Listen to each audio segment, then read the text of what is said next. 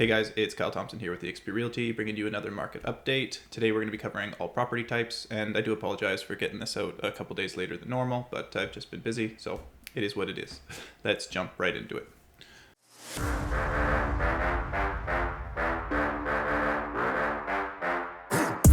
At a glance, we had 330 new listings, 159 new sales. The average list price was $613,581. The average sale price was $598,175. The average sale price to listing ratio was 97.41%. It took an average of 43.33 days for properties to sell, and we ended the month with an active inventory of 774 units. So if we jump over and take a look at the market conditions to see what that shows. First up, I like to use both the monthly supply of inventory method and the sales to new list ratio to give a more complete picture of what's going on in the market. So when we use the monthly supply of inventory method, we come in at 4.86, which puts us right in the middle of neutral market territory. If we use the sales to new listing ratio instead, we come in at 48%, which once again puts us in the middle of neutral market territory. Now let's jump over and take a look at the actual inventory to see what's been going on. So in March, the amount of new listings continues to tick up with about 10% more new listings than in February, which is typical for spring. New sales also ticked up quite a bit, an increase of around 24%. Expireds also increased month over month. However, as a percentage of new listings, it actually went down. So somewhat neutral, I guess, in that aspect. The price for a benchmark home rose $10,500 from an average of $573,200 to $583,700. Now let's jump over and take a look at the end of month inventory.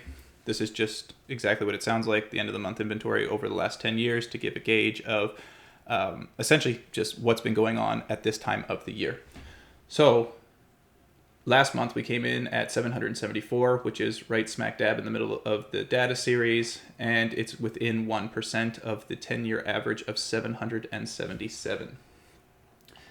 If we look at new listings instead, we see that so far, year to date, we are actually a little bit below the 10-year average, coming in at 872, which is about 4% below the 10-year average of 910. Now looking over at units sold.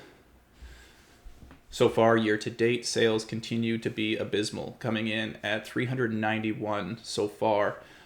That is about 28% below the 10-year average of 547. It's also around 7% slower than last year at this time, and last year we ended the year with it being the worst year for sales in the last decade, so off to a terrible start.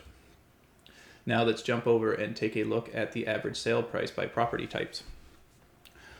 Overall, the properties that are cheaper, like manufactured homes and apartments, have been holding up better, which does make sense as it's harder to get approved for higher rates and it's just harder to manage those mortgages.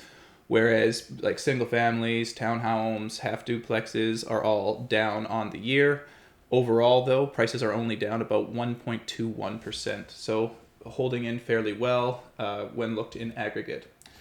Now let's take a look at the sales to list price ratio. Once again, this is just the average how much properties are selling compared to the list price, so it's a good proxy for how much negotiating room there is when you are a buyer.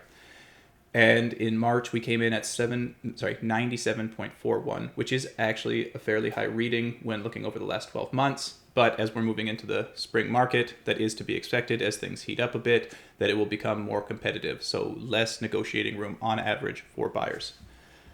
Now let's take a look at the sales by property type. When looked at in aggregate, sales are actually up 5.28%. So you might be wondering, how is that possible when all the sales are down? These numbers are measured like year over year, so an entire year's worth of numbers compared to the next year. And since back in, 22, when they started raising the rates, the market pretty much ground to a halt. And so it is possible to end up with anomalies like this. So take that as you will. Finally, let's move on to days on market, starting off with the 10-year average. So far in 2022, it's taken an average of 52 days for properties to sell, which is about 14% below the 10-year average of 60 days. If we look at it by over the last trailing 12 months instead, we see that in March, the average days on market dropped 14 days, which is a significant move. And we are now under the 12-month average of 50, coming in at 43, which is also 14% below the average. Finally, let's take a look at days on market by property type. Properties are taking a bit longer to sell pretty well across the board, except for half duplexes, which are selling about 10% faster, dropping from an average of 47 days down to 42, and recreational dwellings, which are down massively, fallen all the way from 188 days down to 104. However, there's only been 3 sales, so I wouldn't put too much weight into that. That's all we have for today. I really hope that you guys are continuing to get value out of these market updates. If you are, consider liking and subscribing to my channel. And as always, if you have any input on things that you would like changed or added, or maybe some things are unclear, please feel free to reach out to me directly or leave your comments or suggestions in the comment section below, and I will respond as soon as I'm able. Thanks for watching.